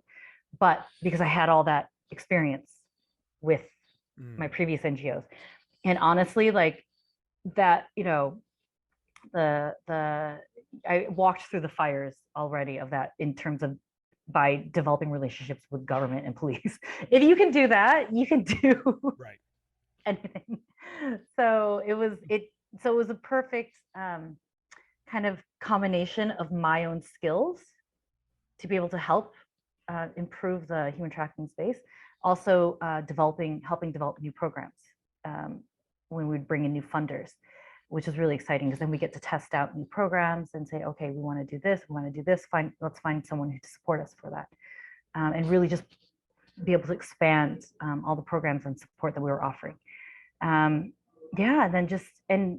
I was traveling a lot to Europe because I was able to get a donor to basically fund my travel to Europe for about a year and a half so that I could research and understand better the trafficking of Vietnamese people to Europe and the UK, which is run by organized crime.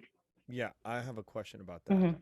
Now, you know that this is like people are being funneled and moved to Europe, and like you're like, okay, well, I have to figure out a way to sort of learn about it and get money for that, and everything goes through. But then, how do you break into quote unquote break into a country or a region to get to know the operators in that area?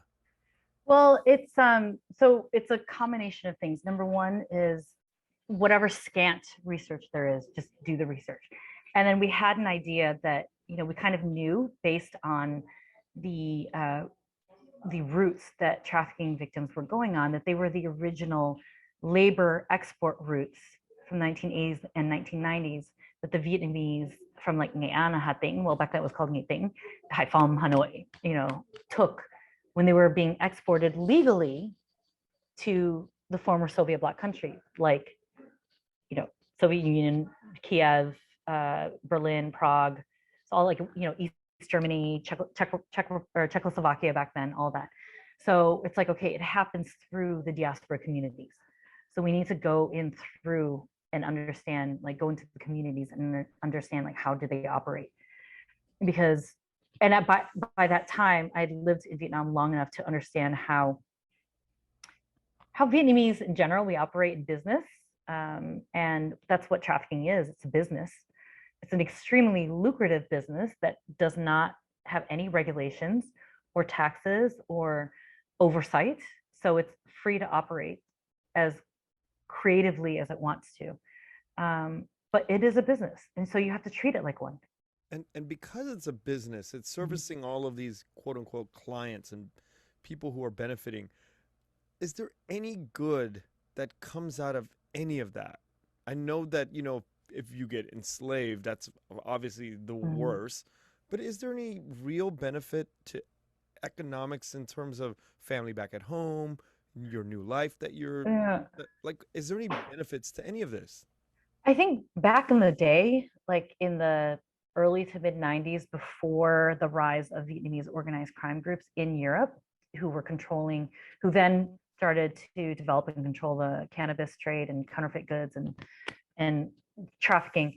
It was just more like after the Berlin Wall fell, these services that the Zigvuurde that the Vietnamese used legally to go over didn't stop. They continued. They just went underground. And so they still, at that time, Vietnam was a super poor country. And so it was like, okay, let's get these people out. They want to earn money in Poland or whatever and make their way to the UK and earn money to send back home because we are a remittance culture. And so the money being sent back home is extremely valuable. It still makes up a huge part of the country's GDP, where I think we're like number 8 or 9 annually for remittances. And so that money is reinvested in Vietnam. It's, small businesses, it's to send your kids to school, buy a new motorbike, whatever. So on principle, remittances are good. However, things started shifting when you had the rise of organized crime, Vietnamese organized crime in Europe, and the establishment of the cannabis cultivation and trade, which is run by the Vietnamese. And then you get, and they're thinking they're wonderful business people. So they're like, how do I maximize my profit margins? Well, we already have the steady stream of people paying exorbitant amounts of money to get to Europe and the UK to work. So we're already getting money from them, and we can save money or increase our profit margins by not paying employees. So how do we do that?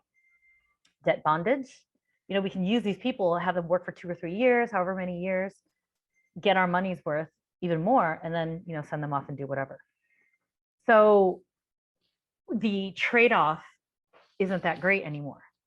But the thing about Vietnamese people is that they have a very large capacity for suffering. That's also in our DNA. Like we are a culture of khổ, chịu khó and khổ, right? And so they go through all of this because they have to repay the debt, they have to support the family. And again, the family is always going to be at the center because they have to send money back home for the family. So you get through whatever you have to get through because number one, they don't actually realize most of the time that they're being victimized or exploited. Number two, they're like, I just have to get through this and then I'll get to the other side. And there's precedence for that because look at all the boat refugees who went on the boats, 100 people on a boat that seats 10 people. They got, caught by pirates and assaulted and marooned on islands and refugee camps for years, whatever, horrible things. All that doesn't matter because they got out, they got resettled in Canada or Australia or the US and then started sending money back home. So we have a legacy of this, right? Right. And so for them, for the people who are going, it's worth it in their minds because of the payoff that they think is happening on the other side. But the problem with slavery and trafficking that happens today is that the payoff on the other side is not like what they think it was before, because you're in a cycle of perpetual slavery and debt bondage. Because the way that traffickers operate now is that it's not like there's a contract signed. They charge interest rates of anywhere between 700 to 1,000%. You are never getting out of that until they decide, okay, it's been 5 years, you can go because I have more people coming in. Is that worth? And then the money, the little money they earn on the other side, because cost of living has gone up everywhere. Wages have not increased in the Western world to match with cost of living. So it's not like they're earning a ton of money, like, what they thought were the golden years of the early to mid 90s, because everything is much more expensive now. And so what good can come out of being abused, exploited, enslaved, only to live in the shadows? You have no papers unless you happen to be, you can marry someone in the country and get citizenship that way. But of course, the families back home never hear anything about this.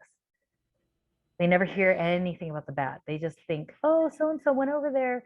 She, as long as money, some form of money is sent home, it's worth it. And then if your daughter ends up marrying a British man, oh, yay, she's made it, right? Mm-hmm. But they don't understand all the suffering that went on between that. Something that you sent me made so much sense, and I never saw it. It was like you broke down the different factors, and in the factors you had parentheticals, you had parentheses on what felt to me like metrics, things that you can actually measure or you can really identify as factors that could be sort of explained, right? And I thought that was very interesting. You had like a paragraph written, and for everything you had like a parenthesis, and and I thought that was amazing, because then now you can really cherry pick and figure out like what to present and attack. With all of that sort of technical approach, are you able to now really make a change in the perception in the villages and the demographics that you're trying to warn? No. Because người Việt I bướng thought lắm. that would be Người Việt bướng lắm Khanh. Người Việt bướng lắm.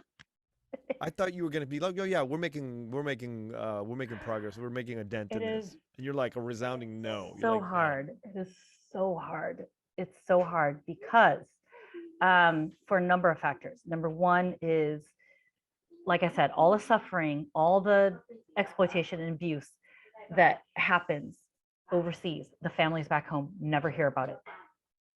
Never, ever, ever, because the family member who's overseas doesn't want their family to worry. They don't want them to lose face. The person themselves don't want, to be embarrassed.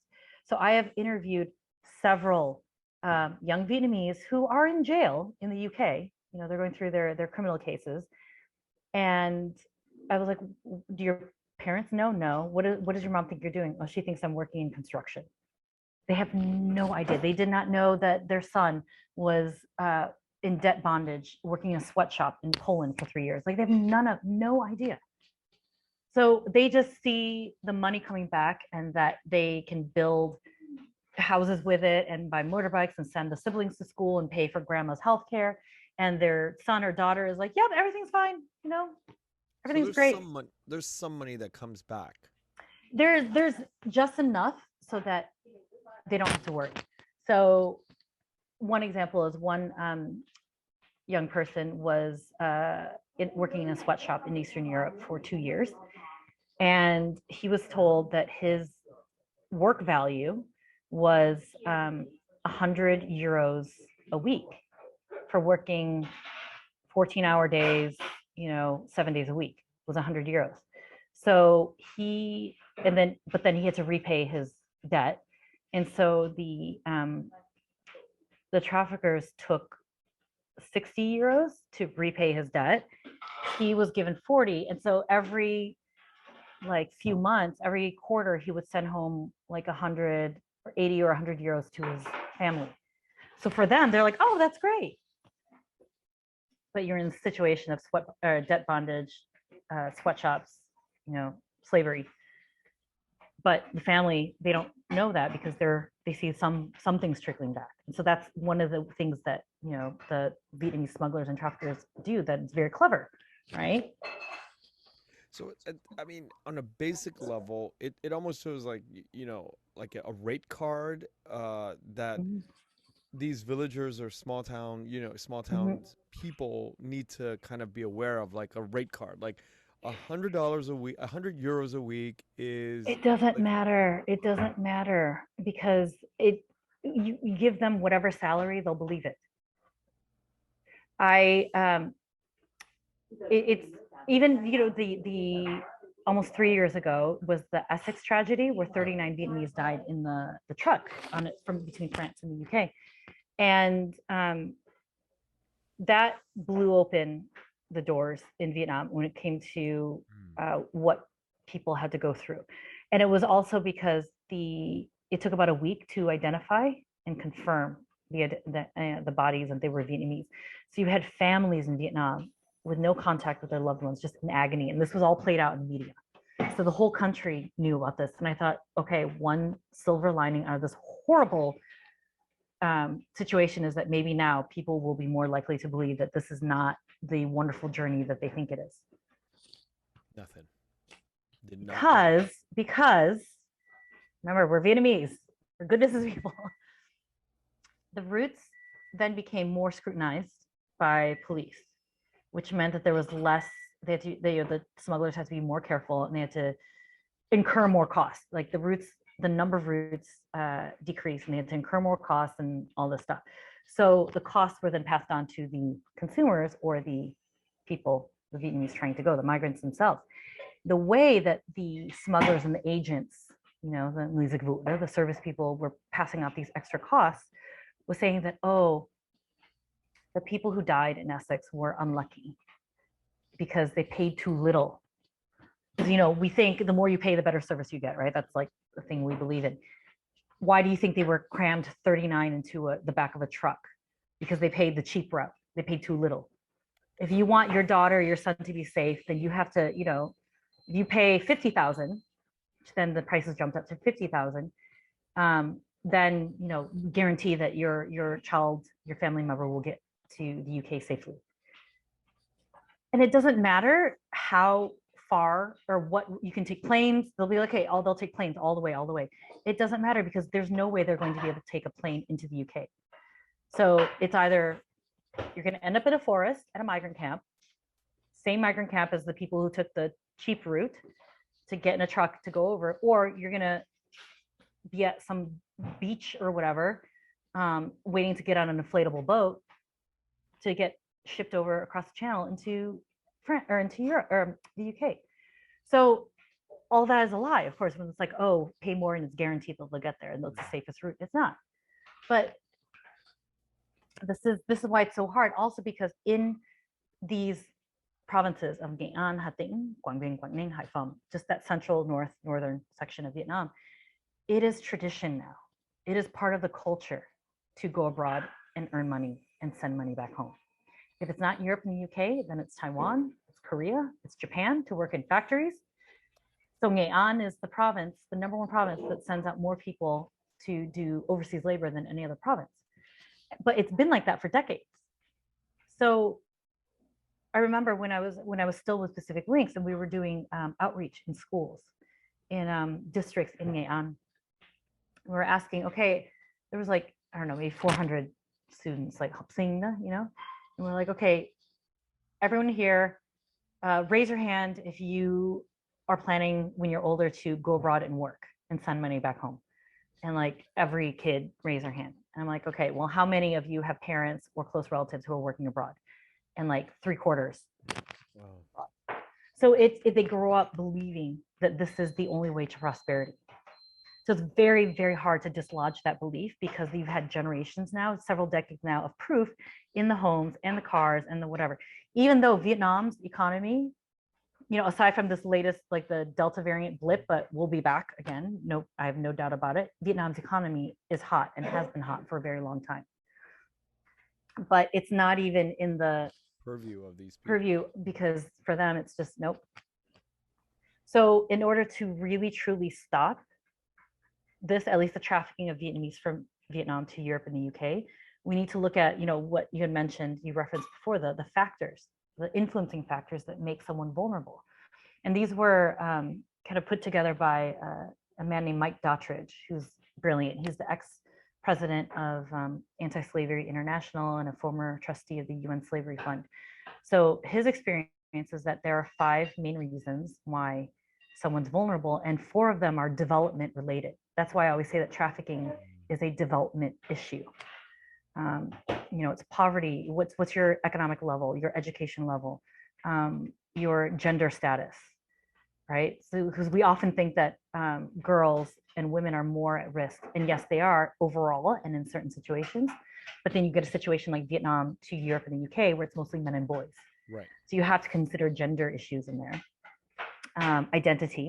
So if you represent a vulnerable group, like ethnic minority, migrant worker, factory worker, or coming from Nghệ An or Hà Tĩnh, which is well established for having trafficking victims, you're extra vulnerable. And then the last one is border control. And because it's transnational, so you're crossing borders. So how strong is border control? So taking all those factors and then developing solutions around them, that's really the only way that we're going to stop trafficking from happening. Unfortunately, right now, most of the international discourse around trafficking is after the fact. Okay, how do we convict? How do we get convictions up? How do we catch traffickers? How do we support victims? Very little is devoted to in verbally discourse or finances, funding is devoted to looking at prevention. Yeah, because it's development, and development is hard. It's hard. These are not 1-2 year programs. These are 5-10 year programs. Less tangible almost if you think about it, right? Yeah, but if you reduce the amount of people being trafficked, that means that you are improving their situation in life, which means that you are improving Vietnam. Women and girls who get trafficked to China or Malaysia or Cambodia, they are vulnerable for a number of reasons. So all the reasons I listed. Right. If you can empower women, if you can make sure that they can get their families, they're educated, and they can earn a living and get themselves and their families out of poverty, and develop critical thinking skills, and these are people from ethnic minority communities, you are actually improving Vietnamese people and the country. You're not just stopping trafficking, you're actually helping develop the country. I sometimes pause and I think about, we're in the modern age of 2021 and we're still having to deal with this. This seems like it'll never go away. No, it won't. It won't. Because there's something about human nature, humanity, where we are so ready to exploit another vulnerable group for profit. It's been going on beginning of time. Since beginning of time. This is what you do. If you conquer someone, if there's a group that's less strong than you, then you exploit them. Go for it, yeah. It's usually for profit.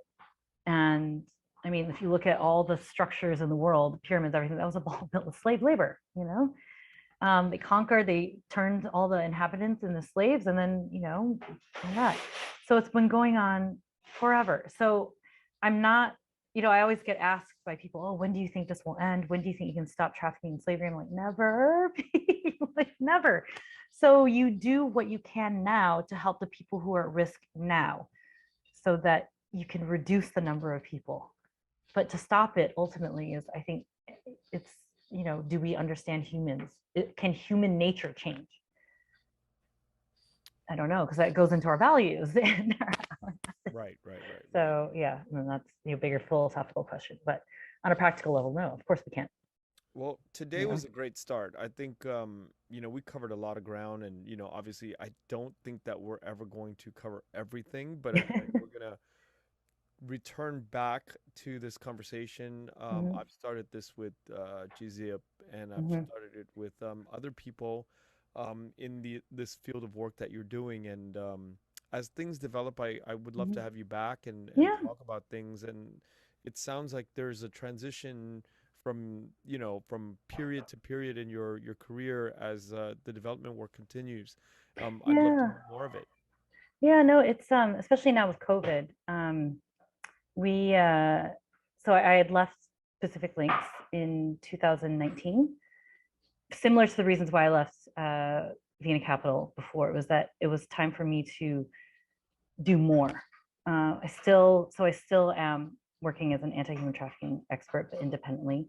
But now, with a consulting practice, Race Partners, that I started with Van and another partner of ours, Paula, who's in London, we're able to use all of our experience of all of our development background, working in infrastructure, healthcare, um, environmental issues, climate change mitigation, gender empowerment, education, empowerment of vulnerable communities, all these things that I love focusing on and working on, and really be able to develop programs and projects with clients, especially private sector, who are willing now to invest in these communities alongside their actual, company investment, which I think is really interesting. It's changing now. COVID has upended a lot of things.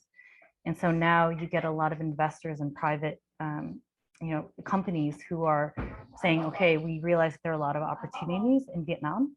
We also realize that Vietnam is still developing, and there are a lot of issues that will negatively impact our profit.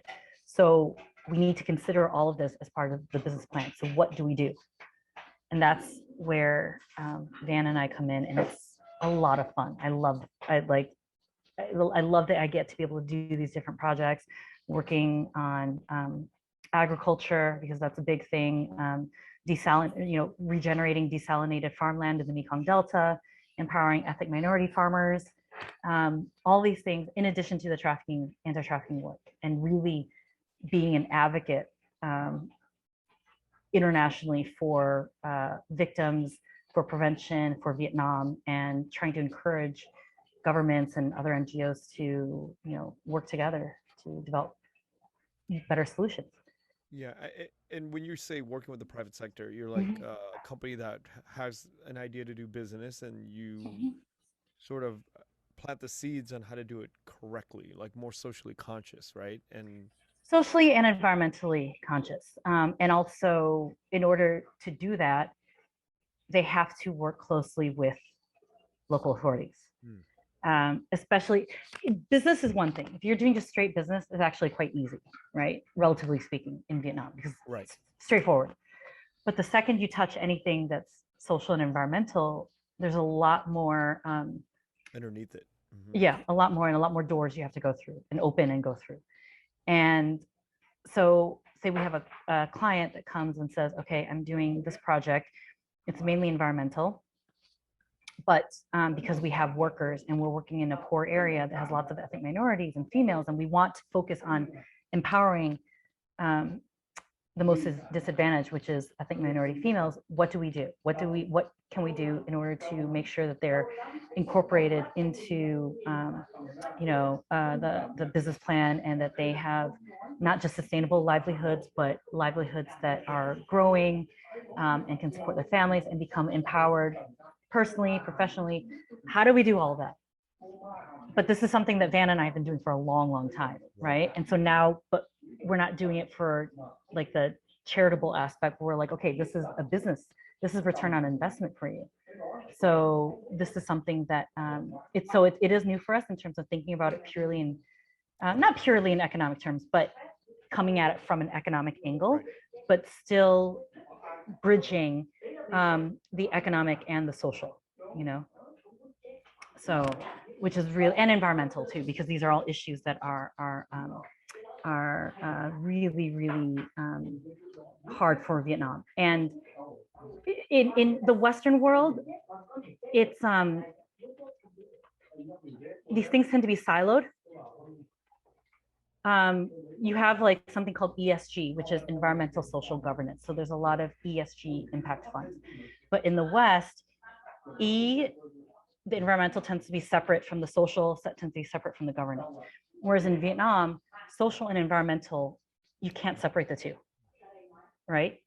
You can't say, okay, we're only going to focus on environmental and it doesn't affect social so people's lives. The two are intertwined. Yeah. And we know that because Van and I know that because we've worked for so long in the Mekong Delta, and we see how the destruction of the river, the salination of the river, has destroyed farmland and livelihoods, and how that's caused people to migrate, and because and drop out of school, especially girls, and then they get into situations of trafficking when they go to Cambodia or Malaysia. So there's a whole route, and so we can say, okay, in order to stop this from happening, we need to make sure that their lands and their livelihoods are protected.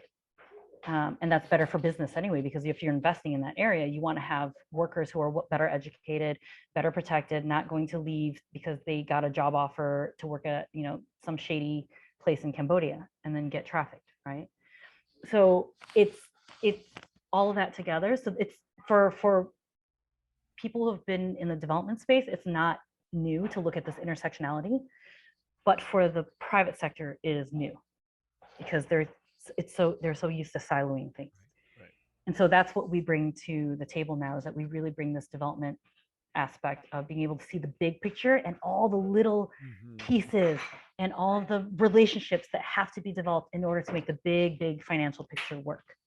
Yeah, I think the big idea of this conversation and this next decade is really intersectionality of all of these things that you've mentioned. Absolutely. Because with siloing everything, it doesn't come together on a synergistic level. It's the siloing is also, I feel, pretty artificial, because we live on the same planet. We impact each other. What I decide to do in terms of, say, burning my trash, it could affect the asthma of my neighbor next to me, right? It's like you're not separate from one or the other. And I think COVID really showed us this. I don't know if most people, a lot of people understand it, but I think it's made the clearest case how interconnected environment and people are around the world, and that we do, from a public health standpoint, public health exists because our decisions individually impact other people, Yeah, and this business of silo versus, pre-planning, it seems like, siloing is sort of like an old person's version, an old man's version of saying, here, let me put a Band-Aid over here, right? Yeah. You put a Band-Aid on that silo, that's all that. But then I think what you're doing is like a doctor who's really like, okay, I already see the diseases happening. We need to go in and talk about that and pre-plan for your life before you were even born. Let's figure out your diet. Let's figure out all the things that are affecting the socioeconomic results all the way down to your great grandchildren and how they're being affected. Yep. And then just knowing, and that it's in a way, it's almost like country level self-awareness, right? Because you are aware of, if I make this decision, if I build 10 coal plants, how is that going to impact the country? How's it going to impact the people? How is it going to impact the children in the immediate area? How is it going to impact the economy? 20 years from now, 5 years from now, we can say, yes, I made a lot of money, but what are the results 20 years from now? Yeah. And so you have to do this, you have to have that awareness of what can happen because of your actions, but this time it's like on a country level, right? Or on a company level. Well, I'm excited to see the kind of work that is evolving in your space, and for the next, umpteen years in Vietnam. As long as I'm doing this work, I welcome you to call me up and be like, I have these interesting developments and I want to hear about them. They're novel ideas and approaches. I want to hear what you're doing on the ground in Vietnam. Thank you. Yeah, no, there's always interesting stuff going on in Vietnam, so it's never boring. Yeah, thank you so much for your time today. It's you opened up and really fearless, sort of getting to the work that needs to be done in Vietnam to improve it. Thank you. It's fun. I wouldn't be doing it if I didn't like it, so yeah, I'm enjoying it. Well, thanks again, Mimi. I appreciate it. Thank you. Okay. All right. Talk to you soon. Talk to you soon. So, when I've met you and we've had lunch and we talk about the sort of Mm, people that we know and the community that we're a part of, and I understand mm, that you like to live a good life, and that's a mhm. good thing because that living a good life is important to doing good Yeah, work. yeah. But at the same time, I realize that a lot of this nonprofit work or all of this type of work doesn't make the money that your peers in the medical and the dental Mhm. community make, right? So how do you sort of mitigate all of that? Well, I mean, I couldn't do this work if I couldn't live off of it. So Yeah. there is some level of standard in terms of salary or living. But it is a big problem industry wide for the nonprofit industry and with donors, in that people who go into doing good work are often viewed as people who don't care about money. In a way, that is true in the sense that that's not our priority. No, if that was my priority, I would be doing something else. But it doesn't mean that we have magic bank accounts somewhere else, and that donors can. And this is something I encounter a lot with donors, is that they're like, I'm not going to pay for overhead costs, which is salary and you know fund, like rent and all that, because it's a waste of money. And it's like, well, we're dedicating our lives to this.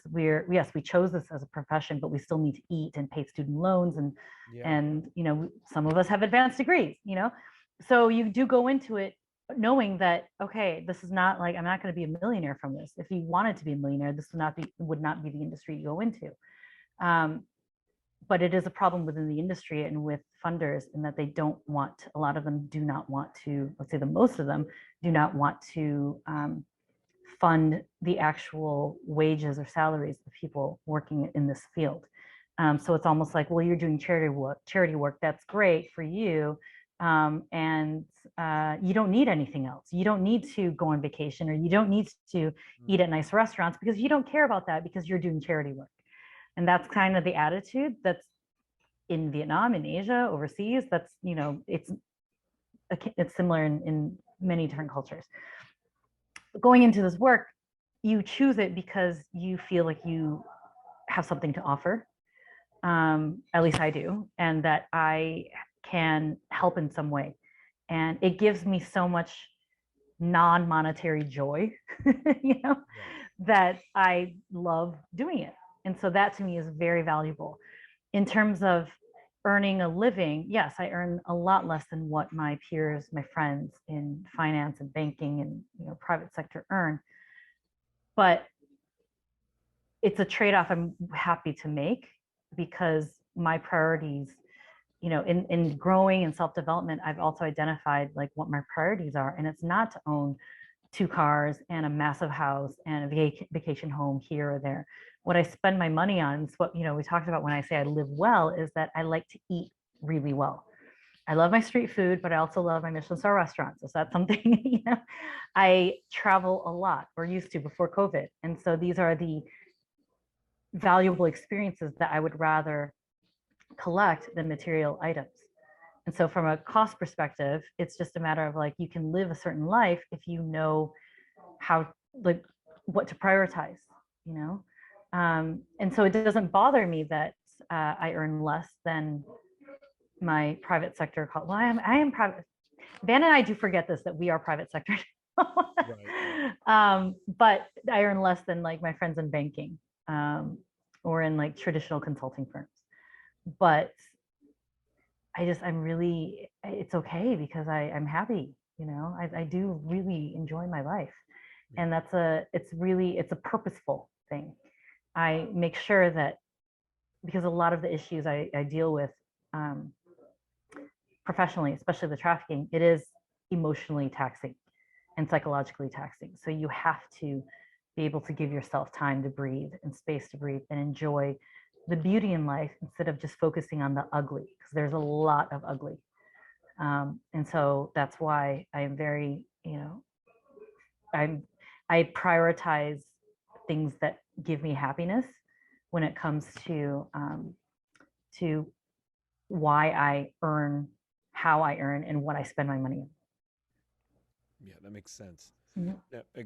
Now transitioning into that same sort of like that thought of money, um, you know, this idea of doing socially conscious work Mhm. and consulting for private sector businesses Mhm. that that have to make decisions, you know, can we be profitable as a society when we make the greener choice or we make the more socially conscious choice as a company, or does it really take a toll on the bottom line? No, And it absolutely you can be profitable. It's the next, it's evolution. You know, if we never evolved, like we'd still be, you know, horse-drawn cart, right? We'd still be like steam-powered trains for travel. You have to evolve. It's technology. You know, if we're talking about greening the planet, greening industries is just technology. You're advancing technology to make it less harmful for the environment and therefore more profitable for business because you're not destroying the environment in which you're working, you know? And it's just an evolution. But people are, it's so political and there's so many things. People are like, I don't believe in climate change. I don't believe in this. Well, then believe in the dollar. Invest to develop new technology that has a green, you know, green focus on it, because this is, we know that it goes back to that, what you said, pre-planning, the planning and understanding, you know, from a awareness standpoint, what's going to happen to the planet, what's going to happen to the oceans, what's going to happen to the Mekong River in 5, 10, 20 years. The country, you know, our areas will be decimated and livelihoods will be lost and lives will be lost. So develop to invest, which is what private sector does, you know, develop new methods of doing things. It's innovation, which is what private sector does. You know, yeah, creativity, which is what private sector prizes, and develop solutions that are less harmful to people and planet. let me And you ask you will make money. let me ask you a real question. Yeah.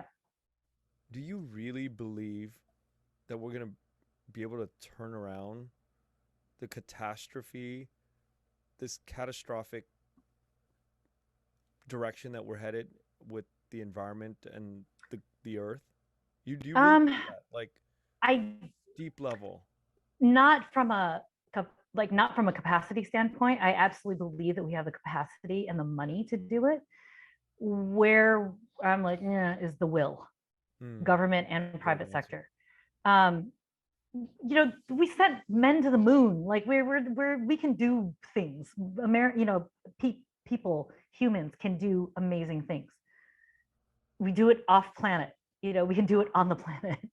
We have that capacity. Where it is the will to do so. And this is actually very timely. I just read an article yesterday in the New York Times about this Australian billionaire named Andrew Forrest, who owns one of, if not the largest, iron ore mining company in the world. He's based in Australia. The reason I know of him is because his foundation also founded the Walk Free Foundation, which is an anti-slavery organization that works with International Organization for Migration to put out the annual estimates of how many people are enslaved in the world. So this man is brilliant because he founded, you know, metal extraction company, extremely polluting, selling iron ore to make steel, which we're going to continue to use. And then 5 years ago, he went back to school to do his PhD in marine ecology and learned all these things about the ocean and how it's being destroyed, not just from plastic, but also, you know, degradation, marine wildlife, and has set up funds to change the market around the value of new plastic versus old plastic. And he is pumping so much money into developing green hydrogen technology because he's given himself targets. He has the resources, he has the infrastructure to develop it, and he has the will. And if he's able to do this, develop for at industry scale, right? We're talking big Right. industries, the ability to transport um, materials across the world using green hydrogen. And that's a huge game changer. So people like him can do it, you know, and we need more people like him instead of like blasting yourself into space and in like a penis shaped rocket and being like, I'm awesome. Actually, if you want to be innovative, take that innovative spirit and put it to something else, which can actually make you more money instead of an ego trip. You know what I mean? So we have the capacity, absolutely. Where we lack is collective will. But if we can get the will of several key governments, which, Manchin, and key billionaires, because billionaires, what is it? I always forget the statistic, but like the world's top 100 billionaires control 80% of the wealth, whatever that statistic is. You just need a fraction of those billionaires to put their money and their creativity and their innovation and their business know-how and their technology and their infrastructure together to create new markets, new technology, new avenues for making money that at the same time help, not destroy the planet. We're not even talking save the planet, just like not destroy the planet. So it can be done. But do we want to is another issue, right? Thank you for listening to The Vietnamese with Kenneth Nguyen. The Vietnamese is produced by Brittany Tran and Javier Proenza. Special thanks to Jane Nguyen, Catherine Nguyen, Tina Pham, Sydney Jamie, and Christo Trin. Please find us on Instagram, Facebook, and TikTok at The Vietnamese Podcast.